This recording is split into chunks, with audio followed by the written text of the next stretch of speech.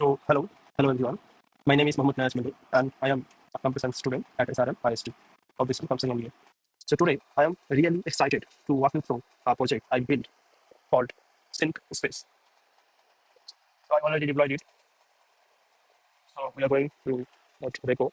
It is called Sync Space. So this project started as a front-end class for team invention, obviously, selection process. The requirement was to build a simple, responsible, simple page websites with animations. But as I thought about it, I saw an opportunity to do something more. So I built in learning by building. And for me, that always means building things with a purpose. So instead of just a simple page, I decided to create a product that tries to solve a small but real world problem I and many other students face, finding a moment of calm and focus in our busy digital lives. And especially for the engineering students, for the engineering professions, it applicable. It applicable. So when I clicked on this, so obviously I deployed it in a server, in a Vercel. So this lead the core idea of SyncSpace, a digital dashboard to help you find between the inner peace and the digital world. The name itself comes from this idea, a space to synchronize your inner state with constant flow of external information. It's about being mindfulness while connected. So let's start with the user experience first. So when you first, load the site, you are greeted with this loader page. The SyncSpace title has a typing animation, to give it a little bit life and set the tone for the app. Once loaded, you land it on the main dashboard. Let's walk through the key features first. So first, the section, obviously for the desktop site, it is a single page, but for the iPad screen or for the mobile screen, it will be converted into multi-page website. So these are simple and guided breathing exercise. When you click start, so what is happening? A 60-second timer begins and the circle animates, expanding and contracting to guide your breath. There is also an option to play a calming and ambient sound, which I chose specifically because it's gentle and not destructive.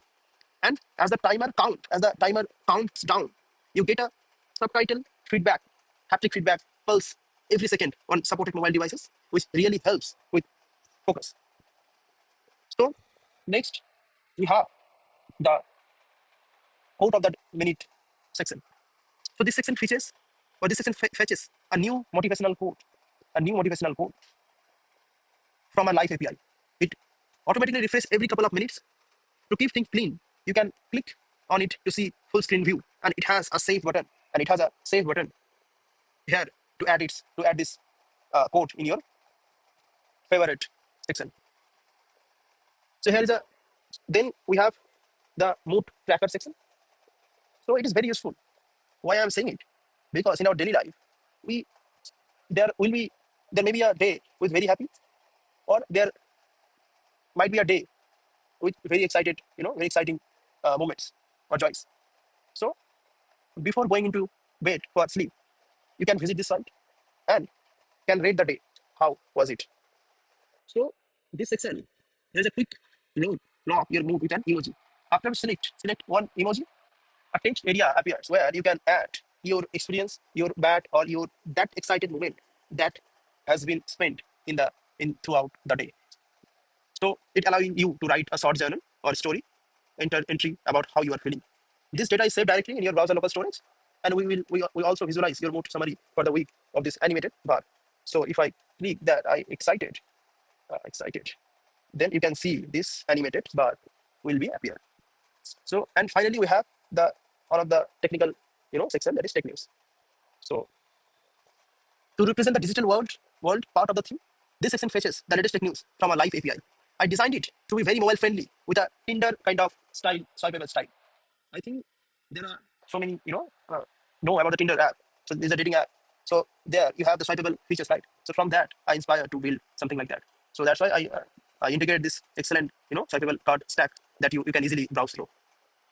And obviously, if you want to read the news, you can tap on it, and it will grow in the full screen mode, and you can obviously read all that. And if you want to know about this news, in the deep way. So you can tap on the read more section. It will be redirected you to that particular source of the news. And also it has a save button, so you can save it for the future reference, and it will be saved in this section. So as you can see the favorite section, we have this favorite section, all the favorites. Then we have the federation, kind of features. So these are saved code section, these are saved news section, and these are all section. So you can see the animation also.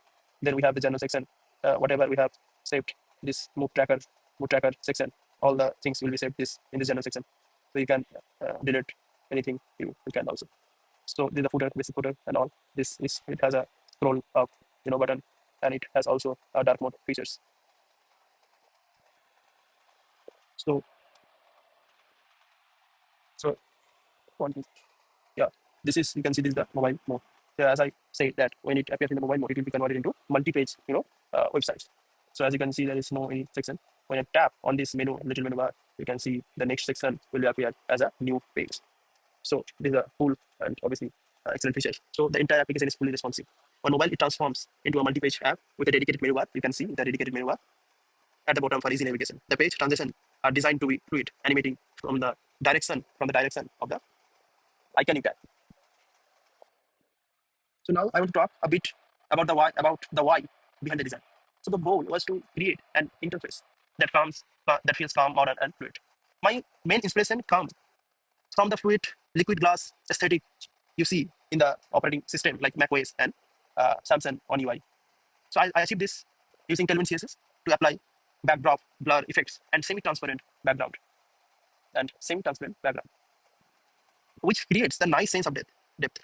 I use soft rounded corner everywhere. You can see everywhere I use the soft, rounded corner to make the UI feel friendly and approachable. The color plates use cool blue and purple, which are known to be coming. And for the typography, I choose this is very stylish type. I used it because this is the app made for the fun, made for the exciting kind of joy kind of mood. So I use this modern uh, typography, and this is the reason behind it. Actually, in our OS class, our faculty teaches something from his slide. So in his slide, in the footer section, the operating system uh, sentence quoted in this new stylish uh, typography. So I just clicked that by zooming the photo, and I put it in the ChatGPT and asked ChatGPT to what is the name of this font. So after coming to my room, I applied it instantly. This is the real story behind this font also. So for this, I chose a clean. I already talked about the typography. Then for the icon, I used Lucid React, which provides minimalistic. For the icon, we use the Lucid React, which provides the minimalistic, clean, and line icons that perfectly match the aesthetic. For the animation, I choose the Framer Motion. The alternative would have been simply CSS transition, but Framer Motion's layout ID is incredibly powerful, and it's what follows the seamless slide wheel animation in both desktop and mobile navigation bar, which makes the interface feel alive and responsive. For the newsfeed, we have used the SwiperJS was perfect choice for its card effect, and which is very intuitive. So moving on, let's look about under the hood at how the project is structured. So this application is built with a monolithic front-end architecture. I considered a microservice architecture, but for a project of this scale, this minimal scale, a monolithic is much more practical. So it is a simpler to develop and deploy and maintain. That's why I use the monolith architecture to build this entire product. This code, you can see, this whole code is organized into modular structure. I have separated folder for components, for hooks, for constants, everything. This makes the code much more cleaner, easier to navigate than having everything in one giant folder, right? So the project was bootstrapped with Vite, which I choose over Create React app because it development server is significantly faster, and the code is of course the React, which allows for this component-based design. I want to highlight few technical decisions I made. Instead of putting all the logic into a main, you know, instead of putting all this logic into a main component, I have into a main component instead of putting all this logic in this app.js or the single page or the single component. I created several custom hooks. As you can see, this hook folder, there are so many custom hooks. I used this use cached face.js to catch the APIs. So I will go line by line. Right. So for example, use dark mode JS handles the theme switching and the local storage, and there is another file, use local storage.js. So what it does that it is a reusable hook for saving data like favorite and the journal section. We have shown that we have the favorite section, we have the journal section. So this data is savings in the local storage of any browser. So this for this we have used this use local storage.js to save the all data. Then once one of the main challenges we are getting the navbar to update when I use a scroll manually. So when I wait, so when I scroll manually, you can see the navbar menu, mindful moving is moving to courts menu. So previously it was a main challenge for us. So the simple approach is to use the one scroll event, but that can hurt the performance. This fluent performance we didn't expect from that one scroll event. So I choose a more modern and efficient solution, that is intersection observer API. So intersection observer API, it is obviously a built-in API. So I wrapped this logic into one custom code that is called use scroll spy.js to keep the main component clean. Then finally, let's talk about the security. So for the security purpose, this file we have the new section code. So as you can see, we are fetching new news from this API, and we have API key also. So you don't see any API keys here. Why? I will explain it. So it is a huge security risk to hardcode API keys directly in the code. So instead, I used as you can see, I use a .env file to store my GNews API keys as an environment variable. Vite makes this variable available in the code, but .env file itself is listed in the git.gitignore file. So it's never uploaded to GitHub. It is the industry standard way to protect sensitive information. Then I focused on making the apps stable and reliable. I implemented API caching using custom hooks, as you can see. So this saves API result in local storage. So if you revisit the site, it loads instantly without making unnecessary network request. When the data is loading, the app display a skeleton loader. So we have created the skeleton loader for the new section and for the quotation section, as you can see. So why we use this? Because these two sections are using the external APIs. So it might be a chance that some delays will occur to fetch the API, to fetch the new sets or the ports from that API. So our user will not face any UI related lags or UI related user experience related issues. So we have created this port skeleton or new skeleton files, which makes the user experience feel much more faster. So this project was a great learning experience for me, but there is always room to grow because none of any in this world is the best. Always, everything is better, right? So for the future, I have a few plans. In terms of scalability, the biggest upgrade would be to add a proper backend and the database for the user account. This would be allow users to sync, their modes, journal, favorites across multiple devices. Then in terms of new features, I would love to add more mindfulness tools. I would hear mindfulness in this section. I would love to, add more mindfulness tools in this section, like guided medication or a focus timer. I could also allow user to set their favorite code here in the code section. So for the UI, in terms of UI, improvements, I would like to add more theme customization option and enhance the accessibility of the application even further. So this is what the sync space is. It was born from a simple task, but it grew into a project that I am really passionate about.